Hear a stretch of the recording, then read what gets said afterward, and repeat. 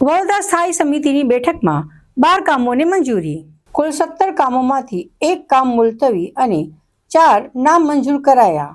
ગણેશ ઉત્સવ અને નવરાત્રિમાં નક્કી કરેલ મર્યાદામાં 5 બેનરો લગાવી શકાશે. હિસાબી શાખા કાર્યપાલક ઇજનેર, પશ્ચિમ ઝોનની કચેરી, પાણી પુરવઠા વિતરણ શાખા, પાણી પુરવઠા પ્રોજેક્ટ શાખા, જમીન મિલકત શાખા, ડ્રેનેજ અને વરસાદી ગટર પ્રોજેક્ટ શાખા જેવા મહત્વના વિભાગોના કામો મંજૂર થયા છે. પાણી પુરવઠા શાખાના 3 કામો નામંજૂર અને 1 કામ મુલતવી રાખવામાં આવ્યું છે. વધુ માહિતી સમિતિના અધ્યક્ષ ડોક્ટર શીતલ મિસ્ત્રીએ આપી.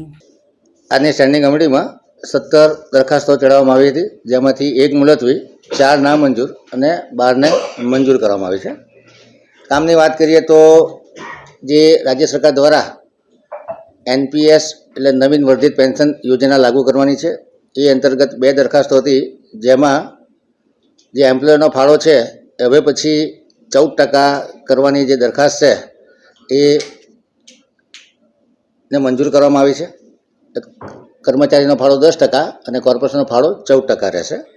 એવી જ રીતે મૈયાદ અને અશક્તતા માટે જે કોઈ સુધારા વધારા કરવાના છે, જેમાં ચાલુ નોકરી દરમિયાન 2005 પછી જે કર્મચારી નોકરી જોઈન કરી છે, ચાલુ નોકરી દરમિયાન અશક્તતા આવે અથવા મૈયાદ થાય તો કૌટુંબિક પેન્શન આપવાનું રહેશે. એ માટેના જે નીતિ નિયમો છે રાજ્ય સરકારે સૂચવેલા એને લાગુ કરવાની દરખાસ્ત હતી, જેને મંજૂર કરવામાં આવી છે. આ બંને દરખાસ્તોથી કોર્પોરેશન પર નાણાકીય ભારણ મળે એમ છે, પરંતુ કર્મચારીઓની આર્થિક સામાજિક સુરક્ષા માટે આ કામ કરવા માટે જરૂરી હોય કર્મચારીઓના હિતમાં આ બંને દરખાસ્તો મંજૂર કરવામાં આવી છે.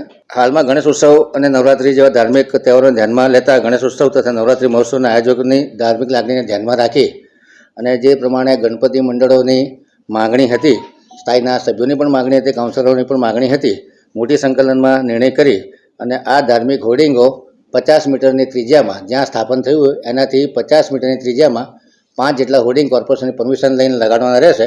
જાહેરાતના કોઈ હોર્ડિંગ લગાડી શકાશે નહીં, તથા 4 રસ્તા, સર્કલો, ઐતિહાસિક ઇમારતો, વોટર બોડી અને સરકારી ઇમારતો પર આ હોર્ડિંગ લાગી નહીં શકે. 15 દિવસ બાદ હોર્ડિંગ ઉતારી દેવામાં આવશે. ગણેશ ઉત્સવ અને નવરાત્રિ બંને તહેવારો દરમિયાન આ નીતિ લાગુ કરવામાં આવી છે. દબાણ શાખા દ્વારા ઢોરડબ્બા ખાતેના ગૌછાણમાંથી પર્યાવરણને અનુકૂળ ઇકો ફ્રેન્ડલી મૂર્તિ, પોટ્સ, કોડિયા તેમજ અન્ય પ્રોડક્ટ બનાવવા માટે નિઃશુલ્ક પ્રશિક્ષણ અને ઇકો ફ્રેન્ડલી ગો પ્રોડક્ટ્સના વેચાણ કરવાથી શહેરીજનોને ધાર્મિક આરોગ્યલક્ષી સુખાકારી માટે દરખાસ્તમાં જણાવેલી વિગતો જોઈ તેને મંજૂર કરવામાં આવી છે. ઇલેક્ટ્રિકલ મિકેનિકલ શાખા દ્વારા સુભાનપુરા બુસ્ટર ખાતેની પમ્પિંગ મશીનરી, ઇલેક્ટ્રિકલ મિકેનિકલ ઇક્વિપમેન્ટનું ઓપરેશન મેન્ટેનન્સ અને ઝોન પ્રમાણે વાલ્વનું સંચાલન કરવાનો જે ઇજારો છે 3 વર્ષ માટેનો, જેને મંજૂર કરવામાં 0.5% ઓછા દરે એટલે કે 17,98,920ને મંજૂરી આપવામાં આવી છે.